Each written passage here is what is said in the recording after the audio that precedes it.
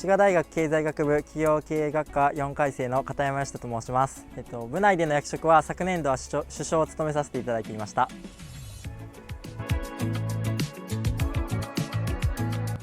大会は、フランスのキブロン島という場所で行われて、大会は5日間で15本レースが行われました。その15本のレースの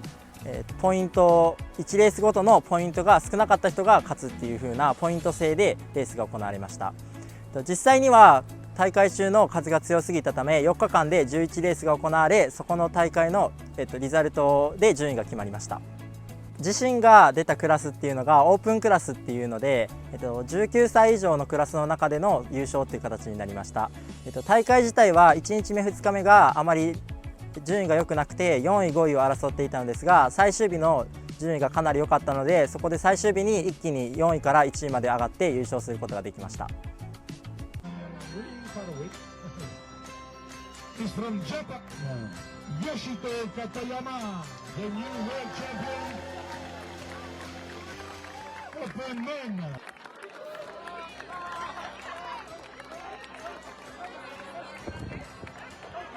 Attention, c'est un kamikaze, hein, attention. The new world champion from Japan, Open Men, Yoshito Katayama.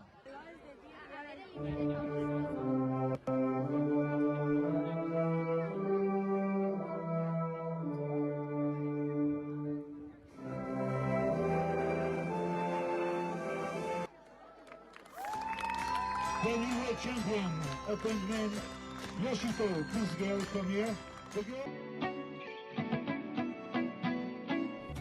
今年の3月にナショナルチーム選考会という大会があり、その大会が、日本代表を決める大会で世界選手権に出場する選手も決める大会でした。全国の選手の中から6名が日本代表に選ばれて、その大会で優勝することができたので、世界選手権フランスの大会に出場することになりました。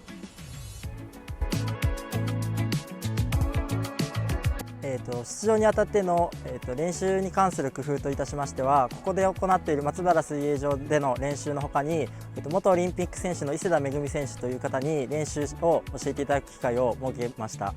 その理由としては、やはり海外選手の実力というものがわからないので、その中でも高いレベルで勝負するために、自身が苦手とする課題とする強い風の練習をオリンピック選手に見ていただくことで、海外選手と戦えるようにしました。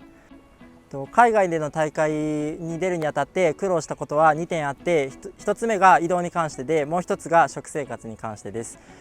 まずフランスのパリまでに行くまでに飛行機でだいたい14時間ぐらいかかって、その後に大会のあるキブロン島に行くまでと合わせるとだいたい24時間ぐらいかかったので、そういった乗り継ぎとかの面も含めて移動がかなり大変だったので、精神的にも肉体的にもかなりきつかったのかなというふうに思っています。また食生活に関しては、海外の食事が自分の普段食べているものとは違うので、そこで合わなかったりしたので、体調や体力面といった面でかなり、コンディションを合わせるのが苦労しました。そういったところを、改善するために海外であっても自炊をするなどをして、普段の日本の大会と同じようにコンディションを整えるように、工夫をしました。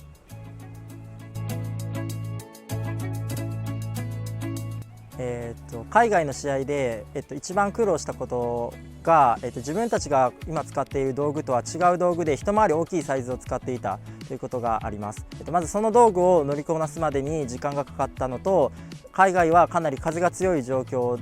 だったので、毎日強い風だったので、そういった中でその風とその道具を乗りこなすことにかなり工夫と努力が必要でした。その中でうまい、海外選手に自分から聞きに行ったりして、道具の扱い方を聞いたりとかといったことを行うことで、だんだん乗りこなせるようになっていったかなというふうに思います。で、自身が得意とするのが風を読む力なので、海外選手は乗りこなすのがかなりうまいんですけれども、自分はそのレース中に風を読む力とか、あとミスしないことを行うことで順位を挽回していって優勝することができたと思います。海外の大会で普段の練習と違うなっていうふうに思ったのが、やはりその海外選手は英語で話していたりだったりとか、体格も自分よりも大きい人が、日本の大会だったらあんまりないんですけれど、自分より大きい人ばっかりがいたりして、その点でもやはり大会に出る前からかなり気をされていた部分っていうのがあるかなというふうに思います。でそういった面で、そこでかなり迫力に負けてしまう部分っていうのもあったんですけれども、自身が、大会を出るにあたってやはり支えていただいた多くの先輩方であったり家族であったりマネージャーの方々っていうのが自分にもついていたので、そういったことを自分を支えてくださっている方々のことを考えてレースに出ることで自分も強気にレースを運んでいき、最終的に優勝を果たすことができました。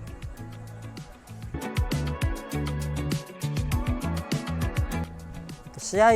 大会を通して得たこととしては、自信が一番ついたのかなっていうふうに思っています。大会は、海外選手ばかりの中で、海外選手は強い風が得意とされているんですけれども、その中でその強い風で優勝することができたので、やっぱりそういった技術力が、自身の培ってきた技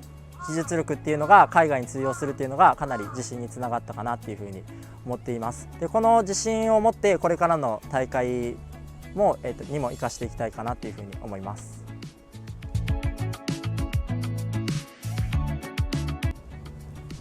この琵琶湖での練習の強みっていうのが、一つは練習場所があるかなというふうに思います。僕たちは大学から自転車で5分とか、あと下宿先からもそんなに遠くないっていうふうなことがあるので、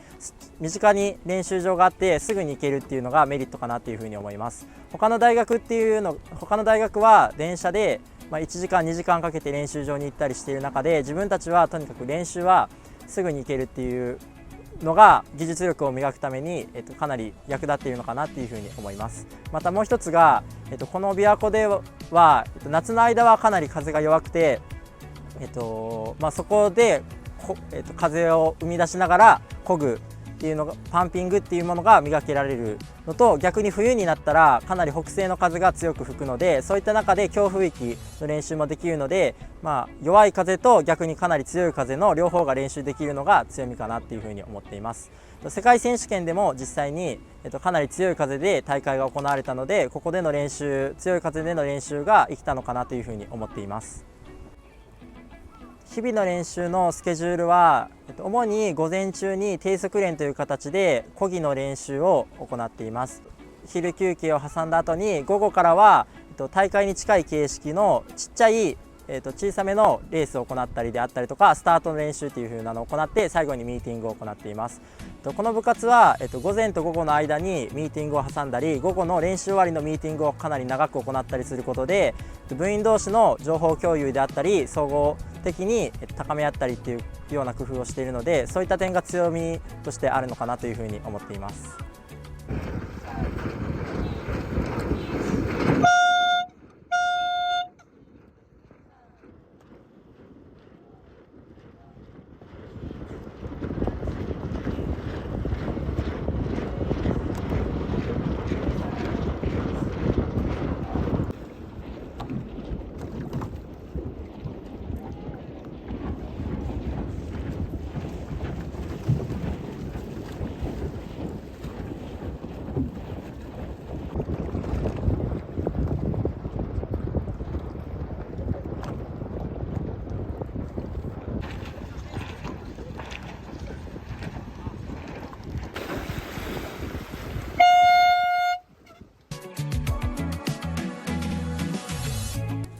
この滋賀ウィンドサーフィン部が強い理由は縦と横のつながりにあるのかなというふうに思っています。僕自身も先輩からかなり練習を見ていただいたり、あとは練習以外でもかなり一緒にご飯に行っていただいたりっていうので、かなり仲良くしていただいて、そういった面でこの部活の魅力であったりウィンドサーフィンの競技の魅力っていうのに気づかせていただきました。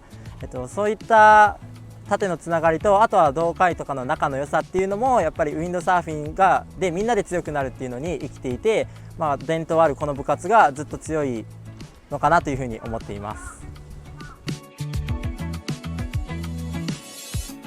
今後の目標は今年の11月の中頃に行われるインカレ個人戦という大会で優勝することです。自分はまだその大会で結果を残せてないので、今年のその最後の大会で優勝することを目標としています。